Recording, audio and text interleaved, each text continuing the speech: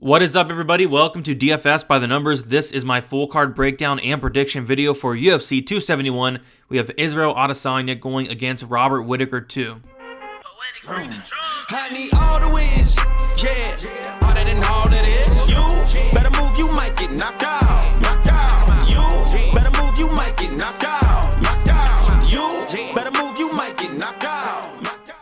And we are back for another prediction video. 15 fights, a very good main card, especially those last three fights. Like the main event, Israel Adesanya, Robert Whittaker is going to be phenomenal. The co-main event, two fan favorites, Tuivasa, Derrick Lewis, and then Brunson, Cannonier is going to be great as well. And yeah, I think the prelims are solid. Can't wait to talk about some of these guys. We have a couple new guys coming into the UFC. I think it's going to be a very fun card for sure. Coming off of a great event last week, went 11-2 on the picks, and then also, had my fifth straight winning event in terms of the bets. So hopefully keep that rolling. I really like how I've attacked this year thus far, and hopefully keep it going this week. I do want to shout out everybody that has signed up on the website. This has been 1 month since I released the website today, and we are at 97 current members, so 3 away from 100. Appreciate all of you guys jumping on. That is much appreciated there. If you do want to sign up for the website, dfsbythenumbers.com, the link is in the description. With that, the most popular option is the MMA betting option. With that, you get access to my stat model. First notice on all my bets. I do have 2 posted right now. My betting article, my betting breakdown video I post midweek, breaking down all my bets for the week, my Hail Mary parlay, access to Discord, and then my full card breakdown and best bet article, which is dropped on Wednesday, where I break down the full card, kind of like I'm doing now, but in article form, and then also giving my favorite bet on that particular fight. So do sign up, much appreciated. The Patreon is also still up if you guys do prefer the Patreon as well, but the website is pretty sweet in my opinion. Significant Strike Contest, it is a pay-per-view, so we're going to be giving away some free money here. To enter the contest, first, leave a like on the video. Second, subscribe to the channel if you are not already. And then third, comment down how many significant strikes you think that Robert Whittaker and Israel Adesanya are going to combine for. Whoever gets closest, $25 the first. If there's a tie, whoever did comment first gets the tiebreaker.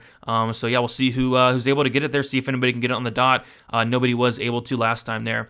And I think that's about it. Other than that, going live Friday, 7 o'clock p.m. Eastern Time as always, and then going live on Saturday, 1 hour prior to the prelims. As of now, on a Monday, the prelims are starting at 6 o'clock p.m. Eastern Time, so we'd go live at 5 o'clock p.m. Eastern Time. Me, Uncle Weezy, Narco Cop, and Eric Bets Fights. Always a very fun show to get final bets in at that point.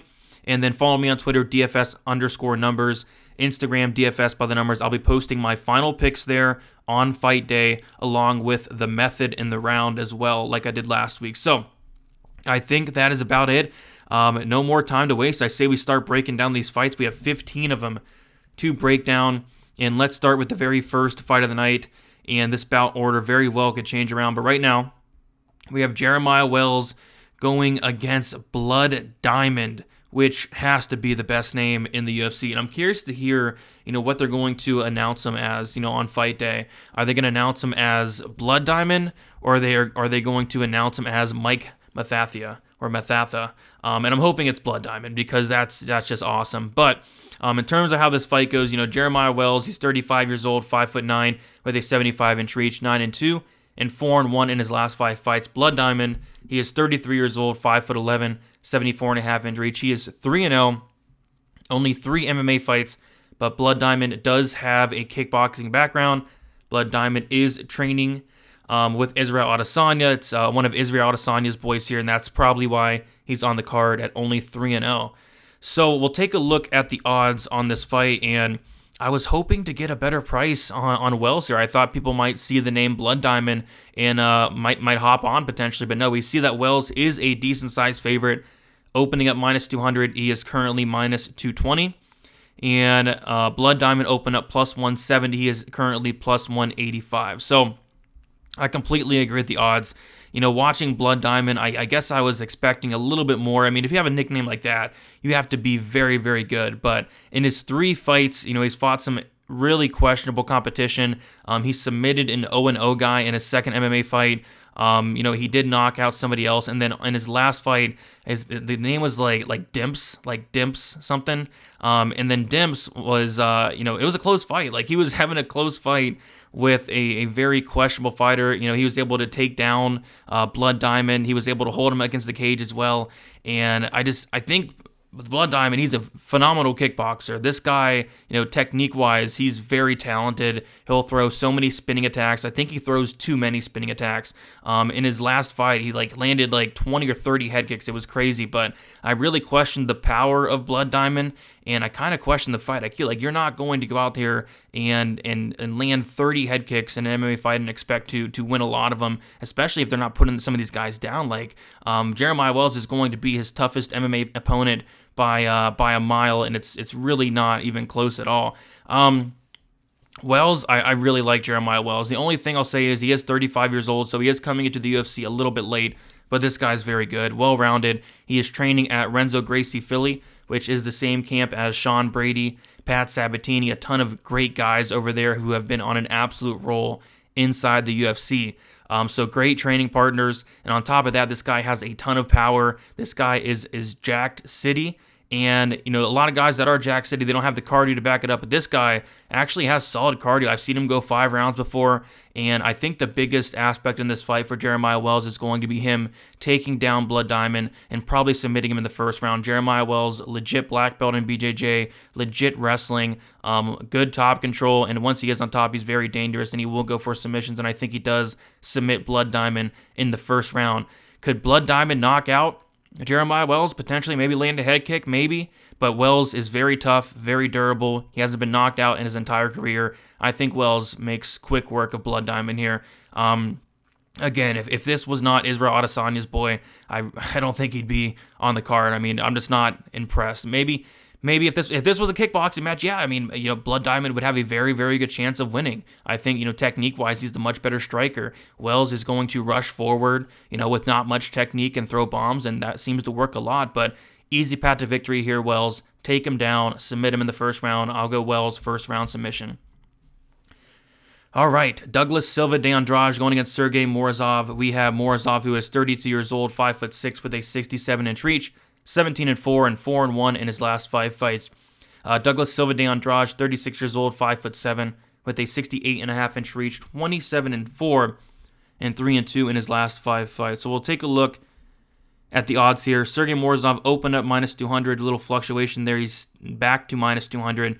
And Silva Andrade opened up +170 up to +180 and back down to +170. So, very impressed with Morozov. This is a guy that has fought some really good guys outside of the UFC and in the UFC. He lost to Movsar Evloev. He made his UFC debut against Umar Nurmagomedov. So, very tough debut. Nurmagomedov did end up submitting him in that second round, but still came back against Khalid Taha as a dog and just showed how well-rounded this guy is. He showed good striking. I was really impressed with the striking of Morozov. He was able to compete with Taha on the feet, somebody who's very dangerous. And then on top of that, just the fight IQ was phenomenal in that fight. He was able to take down Khalid Taha 6 times and was able to control him for a good amount of that fight. And I think that's going to be key here against Douglas Silva de Andrade, who on paper has a 66% takedown defense, which is not bad. He's taken down once by Lerone Murphy, taken down twice by Henan Brow, which is not great, taken down 3 times by Piotr Yan, taken down twice by Rob Font, and taken down 3 times by Zubara Tukhugov. So he can be taken down, but what you'll notice when you look at his career, he's not facing a ton of guys that are, going to try to take him down like Morozov is here. I think Morozov's going to give him some serious problems on the mat.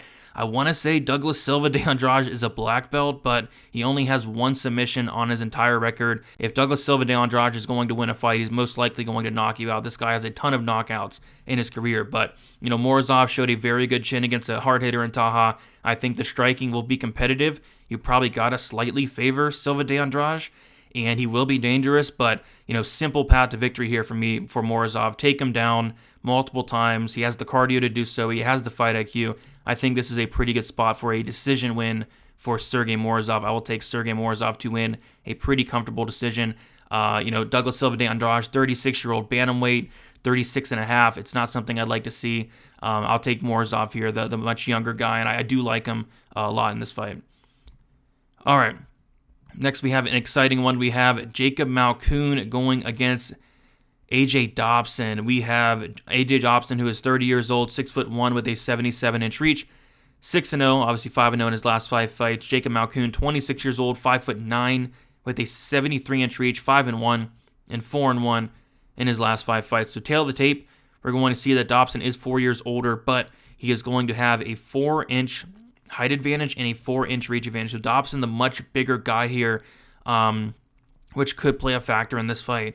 We take a look at the odds here, and they are close, and I 100% agree with these odds. Minus 110 each way, and surprisingly enough, Dobson did open up at minus 200. But right now, Dobson minus 110, Malkoun minus 110. That's exactly where I'd put it, because I see this fight going one of 2 ways. I don't see it going any other way. The one way I see it going for Dobson would him be, coming in here and just starching Jacob Malkoun, kind of like how Phil Hawes did. Phil Hawes came in, Jacob Malkoun didn't land a strike in that fight. Phil Hawes backed him up, landed a hard shot, put him down. I can see that happening here with Dobson. Dobson is an animal. He's a monster. He hits very hard. He's going to come forward and try to take your head off. He has a couple submissions on his record as well. Got a submission on the Contender Series. But this guy is very, very dangerous. When he wins, it is typically inside the distance. Malkoun, if he wins, I see it playing out a lot like the Abdulrazak Al-Hassan fight, where he was a big dog in that fight. A lot of people were counting him out, including me, but he went in there, he took down Abdulrazak Al-Hassan 8 times in that fight, controlled him for 11 minutes of 41 seconds, and that could happen here. This is a tough fight to call because there's not enough information here for me. Like Dobson, I don't know how good his takedown defense is, and that's going to be a big problem in terms of betting on this fight. Does Dobson have good takedown defense? I don't know. Does he have bad takedown defense? I don't know. But I do know that we'll probably find out here in this Jacob Malkoun fight. Jacob Malkoun is not going to want to strike with AJ Dobson. Jacob Malkoun is somebody that, you could argue probably shouldn't be in the UFC. I know he got a nice win in his last fight, but the dude's 5-1. He's Robert Whittaker's boy here. So he came in, and I thought this guy was the biggest bum. But he definitely proved me wrong in the last fight. Maybe he does here again, but I think Dobson knocks him out. And again, I can't be too confident in this one because Malkoun has shown that he will fight smart. He will come out there. He will implement a very good game plan, and he will go for takedowns. He's a good wrestler. He's a brown belt in BJJ, maybe black belt in BJJ. So he's got some good tools. I just think AJ Dobson is going to starch him here early. But I will take Dobson. I'll take him by first round knockout. And I'm not as confident as I want to be in that pick, but I'll take Dobson to get him out of there very early, kind of like how Phil Hawes did. All right. We have Adesanya's boy again, another Adesanya boy here. Carlos Ulberg, he's 3-1.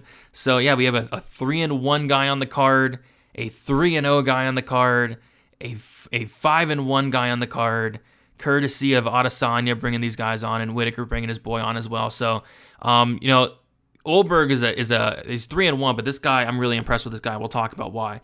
Ulberg, he's 6'4", 77-inch reach. Like I said, 3-1 in his career. He did drop his debut against Kennedy and Nzechukwu, and we'll talk more about that fight as well. Fabio Cherant, he's 6'1" with a 76-inch reach, 7-3 and 3-2 in his last 5 fights. So I have a lot to say about this fight here. First of all, we'll talk about the tail of the tape. So Cherant is younger by 4 years. Ulberg is going to have a 3-inch height advantage and a 1-inch reach advantage as well. So we'll take a look at the odds here, and this line has been getting smacked all week thus far. Ulberg opened up minus 145, immediately jumped to minus 190, and now he's minus 260, and it's getting wider and wider and wider. Fabio Cherant opened up plus 125, he's now plus 220, and I agree with the line movement. I think that Ulberg should be a bigger favorite to an extent. At the end of the day, this guy has 4 MMA fights. Of course, he does have a kickboxing background, and I really like what I see from the guy in his debut. He went out there and put on an absolute pace on Kennedy and Nzechukwu. And Nzechukwu is a guy that, he's going to be very tough typically. I know he got knocked out by an elbow to the forearm in his last fight, but typically he's very tough, and he's one of those guys that's going to take a beating up until he's able to, his opponent slow down, like Danilo Marquez, or up until he was able to find a late finish, and that's what happened in the Ulberg fight. Ulberg went out there, and the fight lasted 8 minutes and 19 seconds. In those 8 minutes, Ulberg landed 146 significant strikes, and he attempted 227, which is just nuts. In the first round alone, Olberg landed 83 significant strikes and attempted 120, and we saw how good his striking was. He did hurt Kennedy multiple times, and the ref was really close to stopping that fight multiple times in that third round. And it wouldn't have shocked me if he stopped the fight there. But again, Carlos Olberg slowed down as the fight went on, and that could be a concern here. Fabio Cherant, I just don't see it with this guy. I mean, there was some hype on this guy coming in, making his debut, and I really struggled to see it. And now he's 0-2 in the UFC.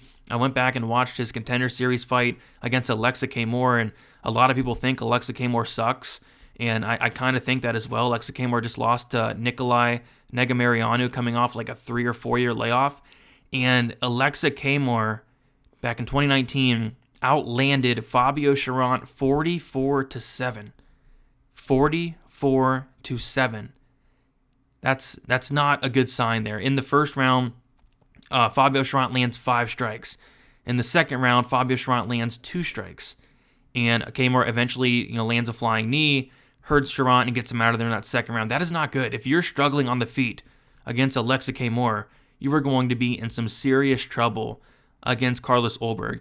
I will say Fabio Cherant has since then moved to Sanford MMA, but one or two camps is not going to do it. 50 camps is not going to do it. He's not going to come out here and outstrike Carlos Olberg. For Cherant to win, he's going to have to get it down to the mat. Fabio Cherant is technically a submission artist, and I say that because when Cherant's winning, he's winning by submission. 71% finish rate, all 71% of those coming by submission. But when you watch his fights, he's not trying to get fights down to the mat. In the K. Moore fight, where he was getting picked apart and then eventually finished, he attempted 0 takedowns. In the Menefield fight, Menefield took him down and submitted him. He submitted Fabio Cherant with a Von Flue. And then the Knight fight, he didn't shoot takedowns. So this is a guy that's a submission artist who doesn't shoot takedowns. I watched all of his fights, and there was one fight where he shot takedowns. One. I think this is a nightmare matchup for Fabio Cherant. If he does not come in here and shoot takedowns, if he does not show a new wrinkle in his game, I think he gets smoked here early in this fight. So yeah, give me Carlos Olberg to smoke Fabio Cherant in the first round, and this is honestly probably one of my most confident picks of the week. Unless Fabio Cherant shows me something different, I think Carlos Olberg just gets him out of here and gets him out of the UFC as well. So give me Carlos Olberg, first round KO. All right, moving on. We have Alexander Hernandez going against Renato Moicano. Moicano, who is 32 years old, 5'11" with a 72-inch reach, 15-4-1 and 2-3 in his last 5 fights. Alexander Hernandez, 29 years old, 5'9" with a 72-inch reach, 13-4 and 3-2 in his last 5 fights. We'll take a look at the odds here. We see that Moicano opened up -180. He's now -175. Alexander Hernandez opened up +155. He's now +150. So, yeah, this is a tough fight to call because we take a look at these guys and, skill for skill on the feet, maybe it's a hot take, but for me, it's Moicano's a better striker. I like, he has more tools. He lands more volume. He's a very good striker. I was really impressed with what I saw in terms of the striking of Renato Moicano. He went out there, he's outstruck guys like Calvin Kattar. Like, his striking is very, very good. A 65% striking defense for Moicano. Just very impressive stuff. A positive 1.69 significant strike differential. Great striking numbers and great things from Moicano on the feet. But his bread and butter is on the mat. This guy's a legit black belt in BJJ. When he is finishing fights, he is finishing them by submission. 53% of his wins come by submission. So he's very dangerous on the mat. So yeah, on the feet, I favor Moicano. And on the mat, I favor Moicano. When I'm looking for advantages here for Hernandez, he will be the younger fighter, and he will be the better wrestler. And on top of that, he'll be more durable. And I think durability is key in this fight here because, Moicano, yes, I think he's the better striker, but Hernandez hits very, very hard. And there's evidence of that. Thus far in the UFC, Hernandez made his debut against Beneil Dariush, and he was able to finish Beneil Dariush in, 42 seconds. After that, he's knocked out Chris Grutzmacher, somebody that is, not the best fighter in the world, but he's a very tough veteran. Knocked him out in 1 minute and 46 seconds. He knocked out Mike Breeden in 1 minute and 20 seconds. So he definitely has power. And that concerns me in a fight like this with Moicano, who Moicano is very, very chinny. Moicano got knocked out by Rafael Fiziev, got knocked out by the Korean Zombie, got knocked out by Jose Aldo. He got finished by Brian Ortega. He has been finishing all of his losses, and it would not shock me in the slightest if Alexander Hernandez was able to knock out Renato Moicano. The chin definitely scares me here, and Hernandez hits very hard. I get why Moicano is the favorite. I do think he is the better fighter all around, skill for skill, but I just think the power of Hernandez is going to be the difference here. I'm going to take Hernandez to upset Moicano and knock him out, but like I said, I do see why Moicano is the favorite here. I think the line's about accurate, but I think the power is going to be the key here, and I think he's going to knock out Moicano early on in that first round. Give me Alexander Hernandez, first round knockout. All right, we'll keep moving on. We have Ronnie Lawrence going against Mana Martinez. Should be a fun one here. I like both these guys so much. Ronnie Lawrence, 29 years old, 5'8", with a 70.5-inch reach, 7-1 and 4-1 in his last 5 fights. Mana Martinez, 25 years old, 5'10", with a 70-inch reach, 9-2 and 4-1 in his last 5 fights. We'll take a look at the odds here. And Ronnie Lawrence is a big favorite. Opening up -270, is now -300. Mana Martinez opened up +230. He is now +250. So yeah, like I said, I like both these guys so much. I guess the big thing with Ronnie Lawrence is this guy, first of all, I think his striking is actually really good. A guy that's considered a wrestler. I was really impressed with what I saw, in terms of the stand-up game with Ronnie Lawrence. But this is a fight where he's going to want to use that wrestling early and often. Ronnie Lawrence, thus far in a 2-fight sample, Contender Series and his debut, has landed 20 takedowns. 20 takedown. Like that's unheard of. He's in those 2 fights, he's averaging 10.86 takedowns per 50 minutes. It's nuts. So he has the wrestling and he has the cardio to back it up, which I like about Ronnie Lawrence, and he has the fight IQ. I really like a lot of what I see from Ronnie Lawrence. Mana Martinez, he was taken down on the Contender Series. He is a purple belt in BJJ. He is very active off his back. I've not seen much of his get-up game. I have seen him, get multiple reversals and sweeps and end up on top, but in terms of the get-up game, he seems like he's content to play jiu-jitsu off his back, which could get him in trouble here. But there isn't a ton of evidence of Mana Martinez getting taken down and, being on his back, because he's going out there and knocking out guys early on. Prior to his decision win in his last fight against 50-year-old Guido Canetti, Mana Martinez was knocking everybody out under a round and a half. That was his very first win that went over the 1.5 round mark, and he ultimately won by decision. A lot of people crap on him for that performance. His coach did pass away the week of the fight, which definitely could have played a factor. He missed weight, so maybe his head wasn't in the game there, and it definitely looked like it because he did not look like his normal self. He's knocked out some really good guys like Ricky Tercios, who's now in the UFC. This guy's power is no joke, and you go back to that Guido Canetti fight. It's not the best performance in the world. I definitely bet on violence in that fight because I thought that he could finish the 70-year-old Guido Canetti, who had been finishing all of his losses prior to that. But I guess in a way, it was probably good to see that he was able to go 15 minutes. He was able to win a fight that went over 1.5 rounds. So he did answer some questions, and he was able to mix in some takedowns of his own.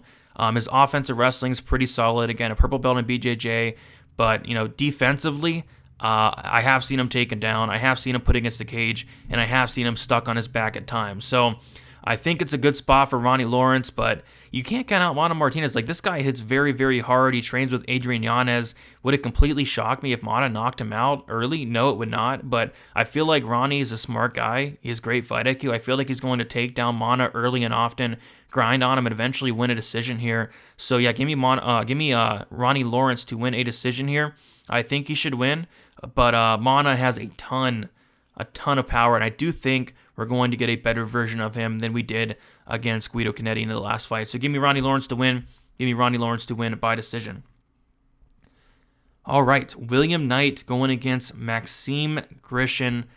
And yeah, this fight should be interesting. So William Knight, 33 years old, 5'10" with a 73-inch reach, 11-2 and 4-1 in his last 5 fights. Maxim Grishin, 37 years old, 6'3", 76-inch reach, 31-9-2 and 2-2-1 in his last 5 fights. So William Knight is coming in here on short notice, which could definitely be a concern. But, the tail of the tape right off the bat, Grishin's going to be much bigger. He's going to have a 5-inch height advantage, and he's going to have a 3-inch reach advantage, which is something to note. But most opponents will be bigger than William Knight, as he is only a 5'10" light heavyweight. But we see that Grishin is a favorite here. He opened up as a minus 200 favorite. He's now minus 170. And William Knight opened up as a plus 170 dog. He's now plus 145. So, before looking at the fight, I thought we might have a live dog here in William Knight. He has a ton of power. Honestly, I've not been the biggest fan of William Knight. I've faded him multiple times, and it's worked out a good amount of times. But this is a guy that, and now we have a 6-fight sample, sample. So this is not skewed. Like, this guy has a 36% striking defense, and that is a huge concern. 36%. Like, when opponents land, or when they throw, they land. And on top of that, he has a 45% takedown defense. So the striking defense is not there. The takedown defense is not there. He's coming in on short notice. How is his cardio going to look like? And, I went to look through Grishin, and, I was actually really impressed with Grishin. I remember watching the Jacoby fight live, and I thought that Grishin, edged it out. And after going back and watching it, I 100% thought that Grishin won that fight against Dustin Jacoby, a guy that is a very good kickboxer. He outlanded Jacoby in that fight 66-57, knocking him down twice in the first round. And yeah, I thought he edged that fight out. It was a close fight, but still, close fight with Dustin Jacoby. Is very, very impressive. Prior to that, he did knock out Antagulov, and I went back and watched some of his fights outside the UFC. He's a well-rounded fighter. The striking is very good. The striking defense is solid. The takedown defense is good, and then I've seen him implement offensive wrestling of his own. He has a nice submission game. He's a very well-rounded, experienced fighter that has fought good competition. So yeah, I actually really like him in this spot. Like, I've never been high on William Knight ever. But I think this is a good spot for Grishin here to go in here and get a win. Whether he takes down William Knight, exposes that 45% takedown defense, whether he knocks out William Knight, exposes that 36% striking defense of William Knight, take it into deep waters as well. I like the cardio of Grishin compared to Knight's as well. So yeah, I like Grishin a lot in this spot, but William Knight, he has a ton of power. It would not shock me if he knocked out Grishin. Grishin has been knocked out 3 or 4 times in his 42 fight career, but I think Grishin gets it done here. Give me Grishin here to get it done, and I'm gonna say he gets it done by like a 2nd or 3rd round knockout. All right, Alex Perez going against Matt Schnell. This should be a very, very fun fight as well. We have Alex Perez, 29 years old, 5'6", with a 65.5-inch reach, 24-6 and 3-2 in his last 5 fights. Matt Schnell, 32 years old, 5'8" with a 70-inch reach, 15-6 and 3-2 in his last 5 fights. So we were supposed to watch this fight 2 months ago, and Matt Schnell made the weight, but he was in the back having trouble, and then they called the fight off or something. So he had some issues with making weight there, not with making weight, but with the weight cut. But yeah, last time I did pick Alex Perez, but I don't really remember him being a minus 400 favorite like he is now. So the line has definitely moved a bit since they last were supposed to fight. He's now minus 400, and we see that Schnell is now plus 300. And I did have a bet on that fight. I had the fight doesn't go to decision. I actually got it at plus money, which really sucks because now I see it's minus 155. So I'm not going to touch that, but I do think this fight has a good chance of finishing, and we'll kind of talk about why. Both guys are very good finishers. Alex Perez, 50% finish rate, 21% by knockout, 29% by submission. Matt Schnell, 69% finish rate, but it's their finished losses that really sticks out. Alex Perez has been finished in 5 of his 6 losses, and Matt Schnell's been finished in 4 of his 6. In terms of how this fight goes, I think on the feet it's very close and competitive. Matt Schnell, I like the improvements that we're seeing in terms of the striking. The volume is there as well. Alex Perez, very, very hard leg kicks, very powerful. Going to have more power in this fight than Schnell. And when you're thinking about Schnell, you're thinking about that chin. That chin is a serious concern. This guy's been knocked out, I think, 3 or 4 times in the UFC. And there is this one fight, back a couple of years ago against Hector Sandoval where Schnell was on bottom and Sandoval was landing these hammer fists that looked like they were barely landing, and it just put Schnell out cold. And that's when I knew, like, this guy's chin is questionable, and it is. And prior to that, he got knocked out by Rob Font, and then he got knocked out by Pantoja. I think Perez has a good chance of knocking him out on the feet, or just taking him down. Schnell has a 50% takedown defense. I think Perez can mix in the wrestling. He's definitely going to have to mind his P's and Q's. Schnell is dangerous off his back with submission wins against Jordan Espinoza and Luis Smolka, but I think that I think Perez can take him down, control him, and eventually, I'll say like a TKO ground and pound victory for Alex Perez there. So give me Alex Perez to win. Give me Alex Perez to win by knockout. I think he's going to expose the chin of Matt Schnell. All right. Roxanne Modafferi going against Casey O'Neill. Roxanne Modafferi, this is going to be her retirement fight, which should be interesting. She is 39 years old, 5'7" with a 69-inch reach, 25-19, and 2-3 in her last 5 fights. Casey O'Neill, 24 years old, 5'6" with a 69-inch reach, 8-0, and 5-0 in her last 5 fights. So, I guess the big thing here is to tail the tape. O'Neill's going to be 15 years younger than Roxanne Modafferi. Roxanne will have that 1-inch height advantage. We'll take a look at the odds here. And as you can expect, like most Roxanne Modafferi fights, she's going to be a dog and a very big one. Casey O'Neill opened up -250. She is now -370. And then we see that Roxanne Modafferi opened up +210, and she is now +295. And I'm not... Casey O'Neill, there's a lot of things I really don't like about her game. Her striking defense has been horrendous, not only in the UFC, but outside the UFC as well. And it's translated there. Like, she has a 37% striking defense, and I really fear for her when she goes up against an opponent with a good takedown defense that can keep it on the feet. Luckily, she's going against a 70-year-old Roxanne Modafferi who has a 25% takedown defense. So, I'm going to fade O'Neill eventually.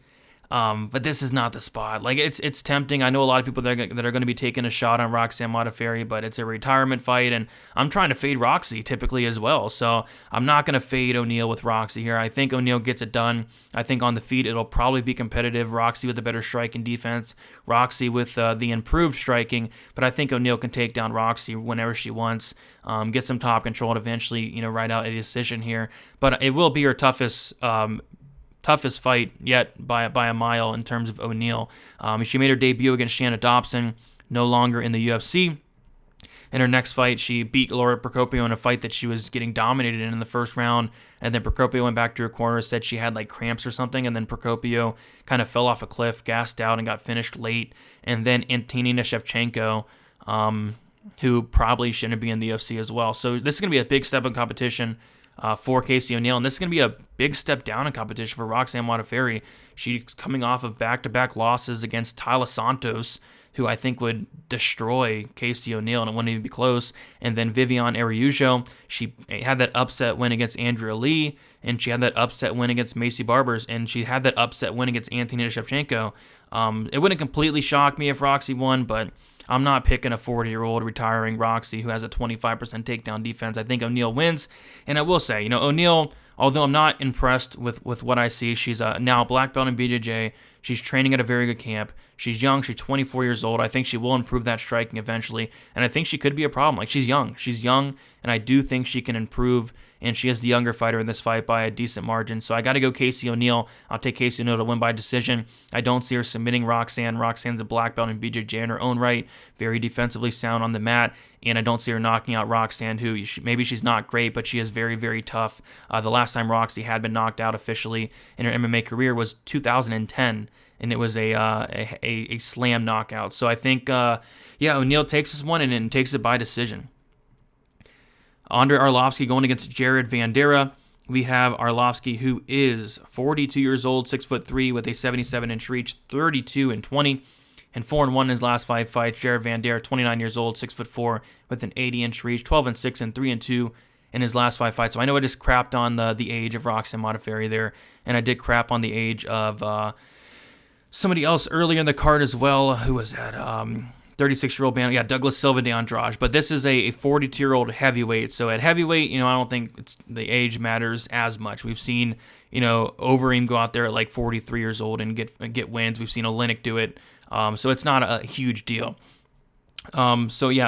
Vanderaa is going to be much younger. He's going to have a 13-year difference here. He's going to be taller. He's going to have a height of an inch of height advantage and then 3 inches of reach as well. So we'll take a look at the odds here, and yeah, it seems like it hasn't been often that we get Arlovski as a favorite here. He opened up minus 300. He's now minus 132. Vanderaa opened up plus 250. He's now plus 112. So, this is going to be probably one of Arlovski's easier fights in his career. I guess the one thing I'd always worried about with Arlovski is that chin. This guy's been knocked out over 10 times, but a lot of those were like 10 plus years ago, whereas you take a look at who's knocking him out recently in the last 5, 6, 7, 8 years. Jairzinho Rozenstruik knocks him out. Francis Ngannou knocks him out. Overeem knocks him out. Stipe knocks him out. And yeah, those are like his last knockout losses in like the last 10 years. So very, very good guys, obviously. And I don't think Vanderaa is anywhere near those guys' level. This, like I said, I think it's gonna be one of the easiest fights for Arlovski in a while. Like Chase Sherman, he's not great. Philippe Lins is not great, but he beat Ben Rothwell. He beat Tanner Boser. He beat Carlos Felipe. I think Carlos Felipe is better than Vanderaa. I think Tanner Boser is better than Vanderaa. And I think Ben Rothwell, even at this point, is probably better than Vanderaa. I mean, Vanderaa, this guy has a 20% takedown defense. A gust of wind puts this guy on the back. And on top of that, he's very, very hittable, which is a concern. Like, everything his opponents throw, is landing. A 39% strike and defense. This guy is a punching bag. Very tough, but a walking punching bag. And just skill for skill. Although Arlovski's 42 years old, I think he's the more skilled fighter. Arlovski, 57% strike and defense. He's improved as of late. It's like his style, it completely changed. You go back and watch Arlovski like 10 years ago. He's going out there trying to take guys' heads off. And obviously it did not work out a lot. Sometimes it did, sometimes it didn't. And he would get knocked out quite a bit, like 11 knockout losses in his career. But we see as of late, he's changing his style up. He's being, more conservative. His striking defense looks a lot better. He's being more patient. And I think, it's a good spot for him. I really do. I know it's hard to be confident in a 42-year-old Andrei Arlovski, but I just really struggle to see a path to victory for Vanderaa. Is he going to go out there and outstrike Arlovski? Maybe. Is he going to knock him out? I don't really think so. I don't think Vanderaa has a ton of power like the guys I mentioned who is knocking out Arlovski. Vanderaa is apparently a black belt in BJJ, but I just don't see it. So I'm going to go with the guy that has fought the much better competition. It's not even close. The guy that's more experienced and the more skilled fighter, even at 42 years old of age. Give me Andrei Arlovski to win, and give me Arlovski to win by decision. I don't see him knocking out Vanderaa. Arlovski has not had a finish win, I want to say, since like 2015. So give me Arlovski to win by decision. All right, couple more fights here, and this is going to start the main card. Bobby Green going against Nasrat Haqparast. We have Bobby Green, 35 years old, 5'10", with a 71-inch reach, 28-12, and 3-2 in his last 5 fights. Nasrat Haqparast, 26 years old, 5'10", with a 72-inch reach, 13-4, and 3-2 in his last 5 fights. So we'll take a look at some stats for this fight, but first we'll look at the odds. And we see that Bobby Green opened up as a minus 110 pick'em. He's now minus 140. Haqparast, minus 110 pick'em, now plus 120. So getting into the stats here, both guys are very good strikers. Bobby Green lands 5.51 significant strikes per minute with a 51% striking accuracy. Absorbs 3.56 significant strikes per minute with a positive 1.95 significant strike differential and a 62% striking defense. Haqparast, a little bit lower volume, but still very high volume in his own right. Lands 5.19 significant strikes per minute with a 46% accuracy, so a little bit less accurate than Bobby Green. Absorbing 3.48 significant strikes per minute with a positive 1.71 significant strike differential and a very impressive 71% striking defense. So in terms of the striking, I think it's very close and competitive here. I really like what I've been seeing as of late, though, with Bobby Green. The volume has been on point. I mean, we could talk about his fight with Rafael Fiziev where he lost that fight, but I thought he made a very good account for himself. I personally scored it for Rafael Fiziev. I thought he landed the harder shots, but you look at the numbers in that fight, and Bobby Green outlands Fiziev 143 to 104, outlands him by the numbers in every single round. That's very impressive to do against a guy as high level as a Rafael Fiziev. So yeah, Bobby Green's been looking very, very good as of late. I know he's getting up there in age, 35 years old, but this is the best version of Bobby Green that we've seen. Like, he went out there and starched Ally Quinta. Bobby Green typically does not starch anybody. So yeah, I'm really liking what I'm seeing from Bobby Green. Haqparast, he's probably going to be the more powerful striker, but I think at this moment, Bobby Green really has the tools to make it very competitive on the feet and maybe outland Haqparast in terms of the numbers here. But yeah, I think the harder shots will be coming from Haqparast. In terms of the wrestling, this is where I think it gets very interesting here. So Bobby Green actually does land a good amount of takedowns, more than you'd think maybe. He lands 1.5 per 15 minutes with a 39% takedown accuracy, and Haqparast does have a 78% takedown defense. We saw in Haqparast's last fight against Dan Hooker, typically somebody that's not shooting takedowns. Dan Hooker averages less than a takedown per minute, was able to take down Haqparast 3 times, and was able to control him for 7 minutes of that fight. I feel like Bobby Green, it'd be kind of smart to mix in those takedowns, and Bobby Green does do that in a lot of his fights. He took down Thiago Moises, a legit black belt, twice. He took down Alan Patrick, who I think is a black belt as well, 4 times. He took down Lana Venata, who has very good takedown defense, 3 times. Clay Guida twice. Trinaldo twice. Drakkar Klose once. He's taking a lot of guys down, and I think he's going to do the same thing here. I think on the feet it's going to be very close and competitive. I think Haqparast probably lands the harder shots, probably has the bigger moments. I think Green probably outlands him in terms of the volume, but I think mixing in those takedowns will be enough to seal off a couple of those rounds. I think it's going to be a close fight, like most Bobby Green fights are, but I think Bobby Green's going to slightly edge this one out and edge it out by decision.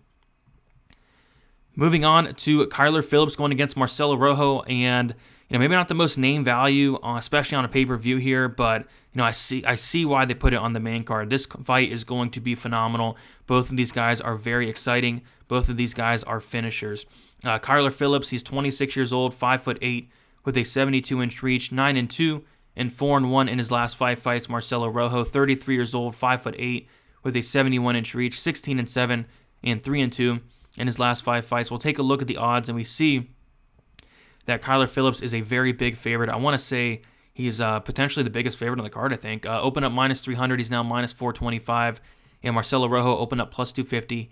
He is now plus 325. And can't really argue those odds. Like, I'm so impressed with Kyler Phillips. I know he lost his last fight, but it definitely should not have been a loss. It should have been a draw at the very worst.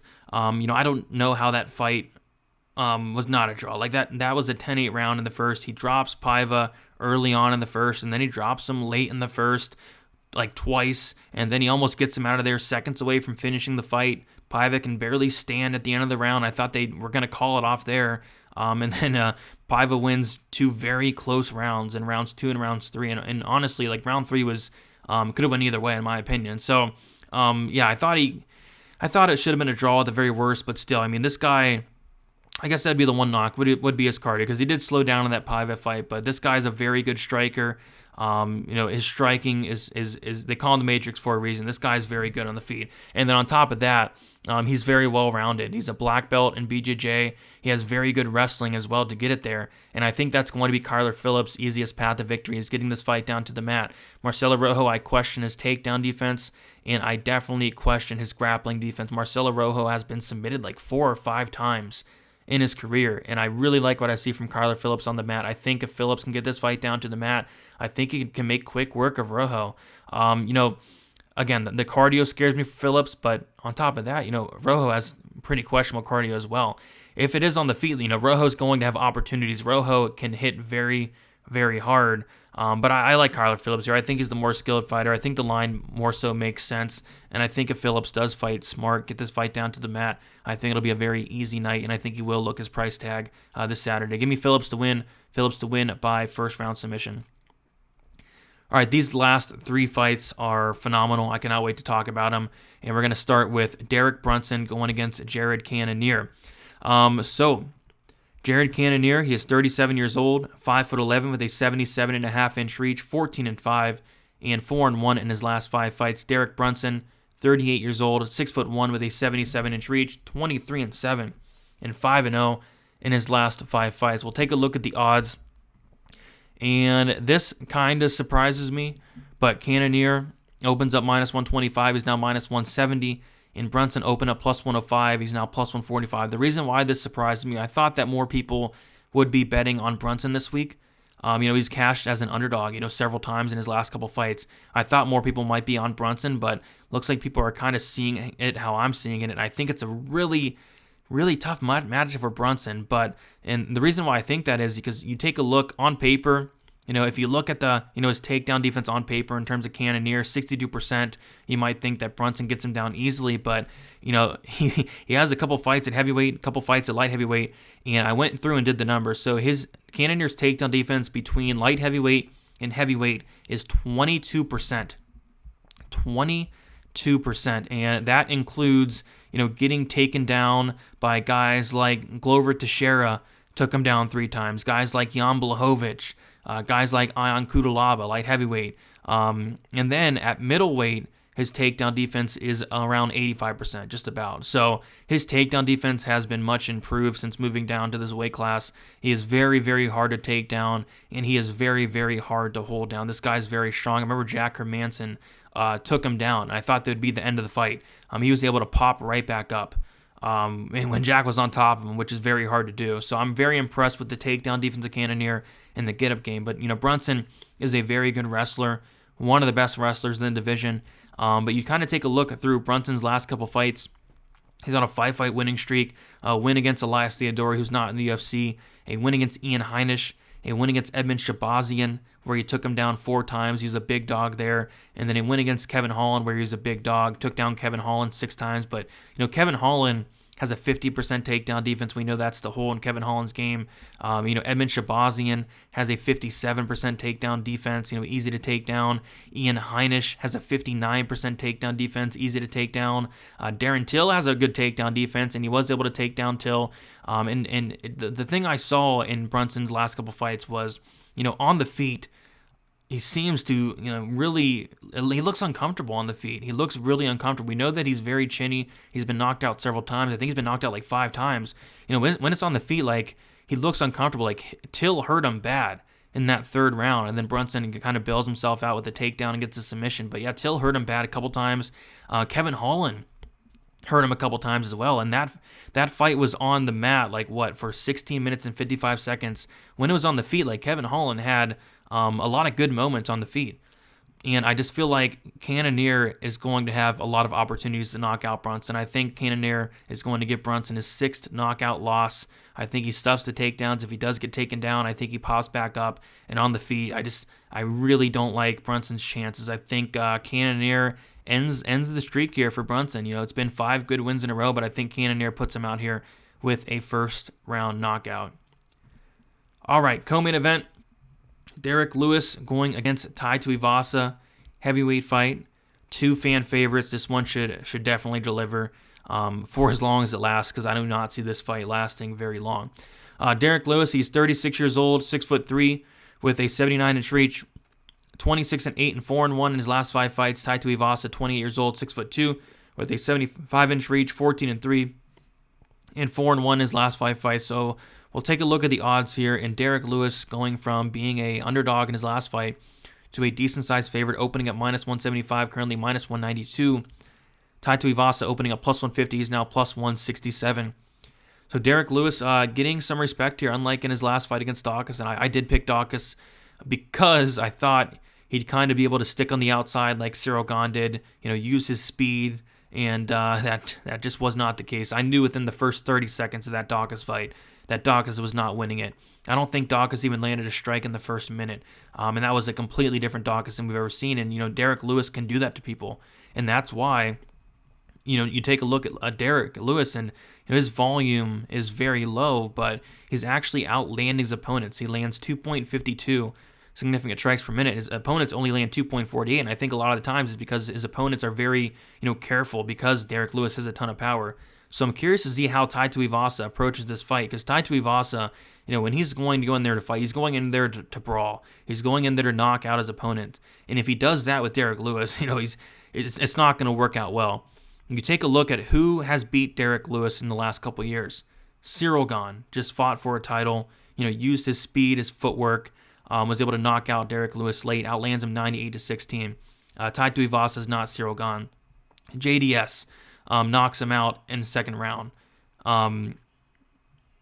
And My bad. JDS knocks him out in the second round, and Daniel Cormier submits him in the second round. So those are those last 3 losses in like the last like 4 or 5 years. Like those are the guys that are beating. I just don't think Tai Tuivasa is on that level at all. And this is heavyweight. You can't be confident either way. Could Tai Tuivasa knock out Derrick Lewis potentially? It's happened before plenty of times. Derrick Lewis has been finished a lot. Derrick Lewis has been, I want to say he's been knocked out. Yeah, he's been knocked out 5 times. Submitted once. But again, like look at who he's getting finished by. Some very good guys. I'll take Derrick Lewis to win this fight. I'll take him to win by knockout. If Tai Tuivasa approaches this fight like he did in, like, say, the Struve fight, trying to close the distance, get a knockout, like he did in the Hunsucker fight. If he approaches that fight like the Hardy fight, getting into a brawl with Hardy, it worked out then. Is it going to work out against Derrick Lewis? I don't think so. So I'm going to take Derrick Lewis to win by first round knockout. And I think he gets it done. But yeah, I can't be too confident in a fight like this. And now we have the main event, Robert Whittaker, Israel Adesanya. If you guys can, smash the like button. Me and Uncle Weezy did a main event deep dive on my channel. Go check that out. We talked about the fight through a betting perspective. We went very deep on the fight. So, but yeah, we'll talk about it here as well. We have Israel Adesanya, Whittaker.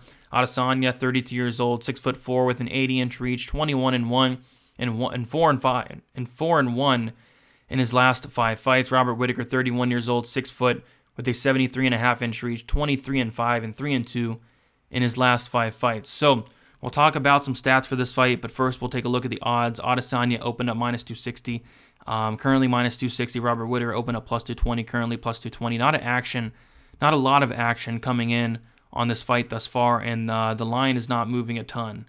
So we'll have to see where that goes throughout the week. But in terms of the stats, I guess the biggest thing for me right off the bat is the tail of the tape. Adesanya going to have a 4-inch height advantage, and Adesanya going to have a 6.5 or 5.5-inch reach advantage, which is huge in a fight like this.